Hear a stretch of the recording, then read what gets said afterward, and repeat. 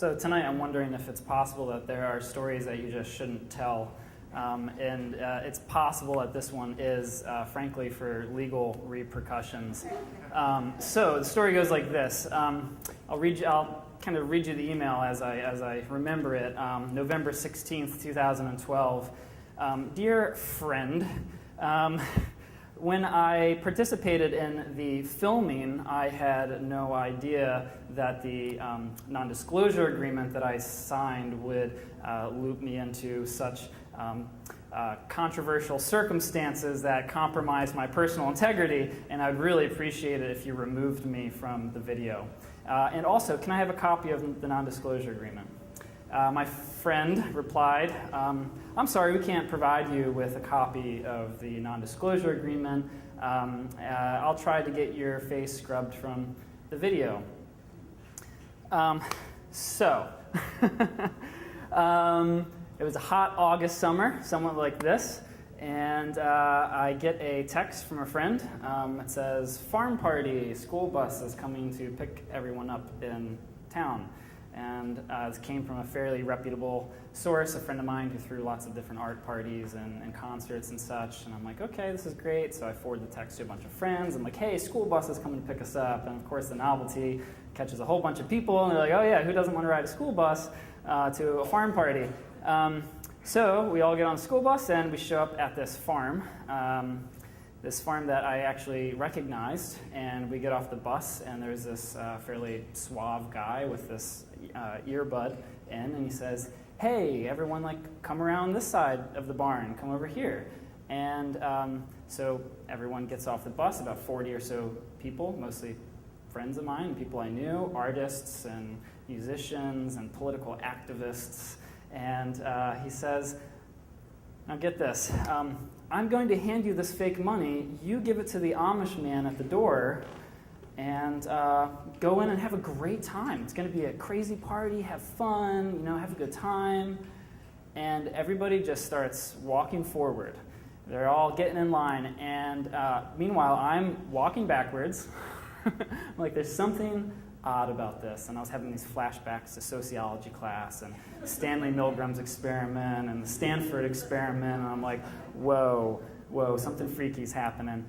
So my friend, also with some oppositional defiance disorder, is walking backwards with me, proudly, and we decide to circumvent the barn, and we go around the backside as everyone else marches forward, takes the fake money, and hands it to this apparent Amish man with a film crew next to him.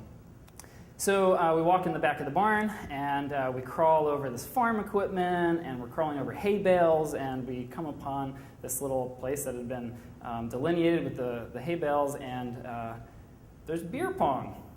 There's beer pong happening. And we're like, oh, this isn't so bad. It's just some beer pong. And so we sit down, and there's a camera around the beer pong table, and we decide to pick up a harmonica that my friend had, and we're like, oh, we'll just throw a little farm party jam. This will be fun. And there happened to be a dusty jug and a washboard, or maybe it was a window. Anyway, there's some music happening now, and people are kind of excited by it, and there's beer pong with a film crew. I'm like, okay, all right, this is good. There's free beers, and free beers, that was the key. That's what got us all on the bus. And this guy with the earbud comes up to me and he says, you're going to have to stop that right now, or we're going to have to remove you, because that's not what this is about. And my friend looks at me and says, there's going to be a riot tonight.